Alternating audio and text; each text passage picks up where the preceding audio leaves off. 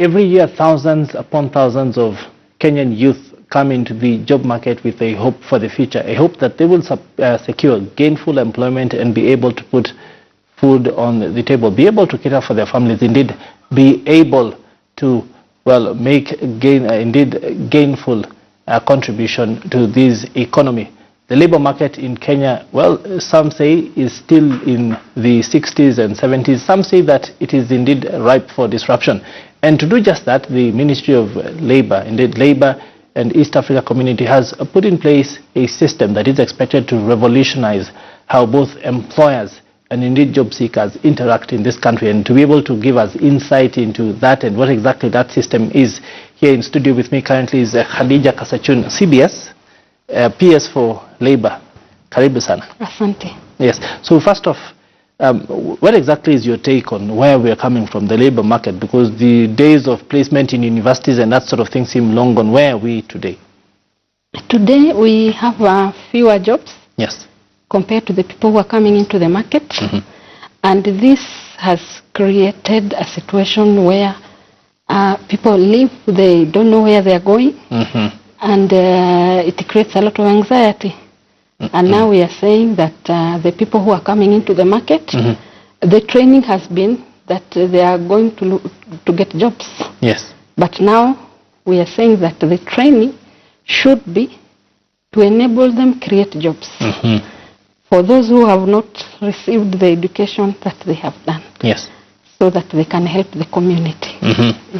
For a lot of Kenyans, those who especially are coming into the job market from various colleges, universities, vocational training, they really have had no way of engaging formally with employers. It has been, so to say, you are in your own ecosystem, they are in their own ecosystem. Talk to us about the efforts that you're trying to put in place to resolve this. Yeah, we are putting the labor market information system, mm-hmm. where all the jobs that are available locally and even abroad, mm-hmm. are advertised. Yes. Or they are put there, mm-hmm. and all the job seekers have access. Mm-hmm. And so that they can know what is in the market. Yes. And what they can apply for. Mm-hmm. Yes. So what exactly would a system like this mean to a job seeker? What difference do you expect it to make for this kind of person today? A lot of information. Mm-hmm. In fact, right from college, people can know what courses they go for and what kind of salaries they expect. Mm-hmm.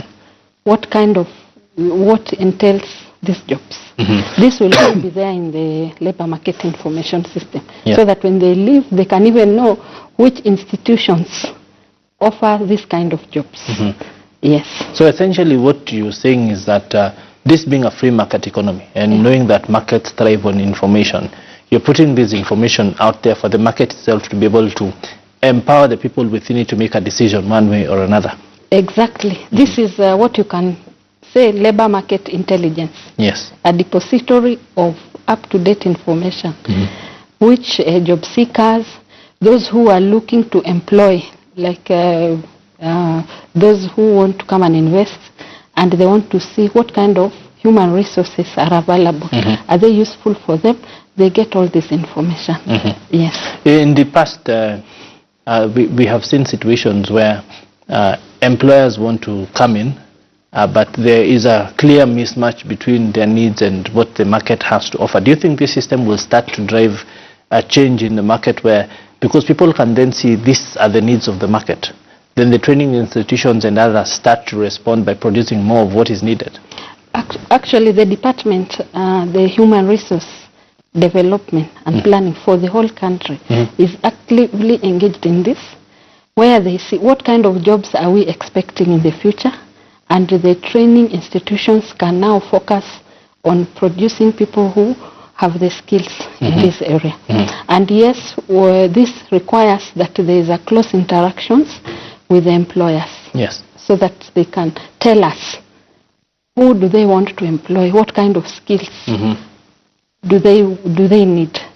And also the people going to college also can know that if I want to work here, I need this kind of skills.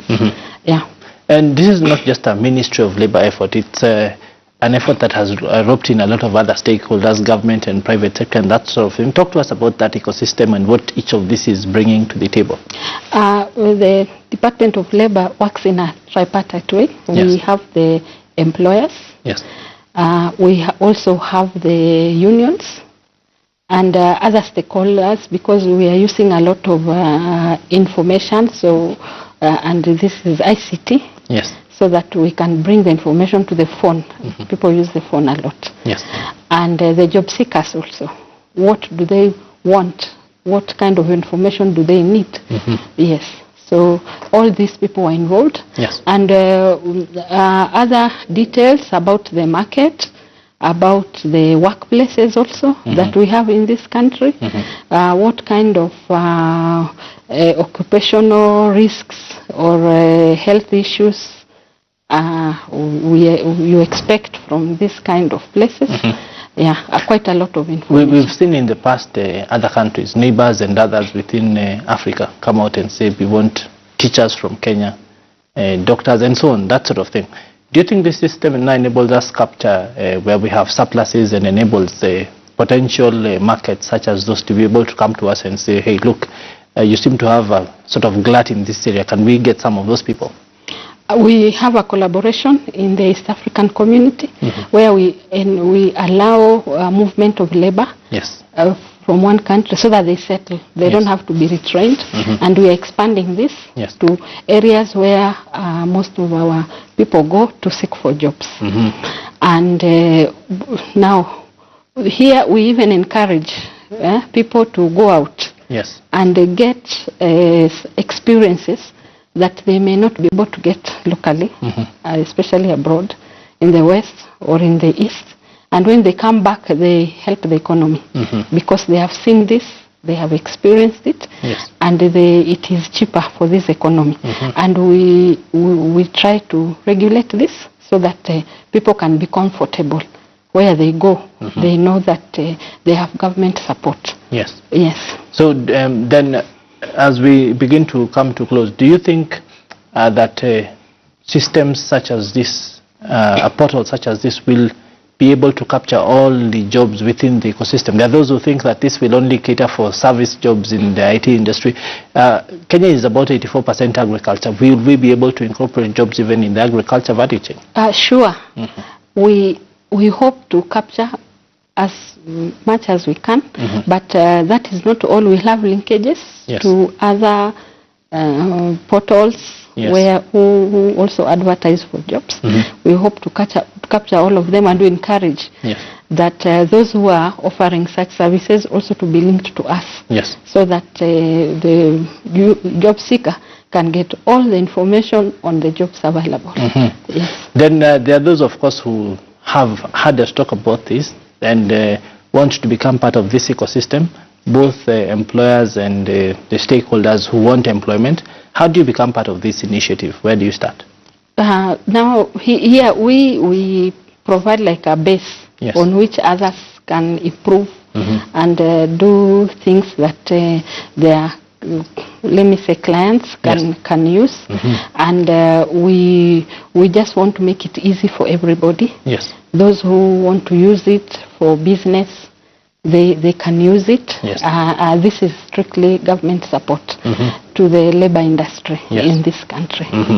So if I want to say I'm a person who's a fresh graduate looking for a job, can I upload my CV? Sure. And if I have a job to offer, I have an SME that requires 3 people to do X, Y, Z, can I come up and put that as an advert, or how is it going to work? Yes, people will are allowed to upload their CV. And we also allow potential employers to see these CVs. And people are always looking to better their jobs. And this they are allowed to do it. Okay, finally, the portal is supposed to go live tomorrow, the official launch. Talk to us about that. What can Kenyans expect once this is out there? We expect them to derive maximum benefits for those who are looking for jobs. You don't have to know anyone. You just put your CV, and the employers also, you don't have to struggle. Sometimes we know that people can be taken advantage on, like you're told, oh, you have to pay, you know, to get this kind. No, we want to remove such things so that there is ease of contact between employers and so from tomorrow we expect people to really upload their CVs and because we already have uploaded some of the employers through the Federation of Kenya Employers and we know that now people can go for the right jobs and employers can also get the right skills, not just what is available but what they need. Finally, it is accessible on the mobile phone, I expect, because of the millions of Kenyans out there who are on mobile. Yes, it's specifically focusing on the mobile phone. Okay. Indeed, thank you very much for those valuable insights. Indeed, job creation and finding those opportunities is a big deal for a lot of Kenyans who want to go out there into the job market and make something of themselves. Asante sana for taking the time to talk to us. Asante sana. And that indeed has been the PS for Labor. Her name is Khadijah Kassachoon. Now she has been here setting, well, us straight on what exactly to expect once the Kenya Labor Information Market System portal does go live. Of course, something that you can check out for yourself online, either through your mobile phone or through the internet, wherever you may be.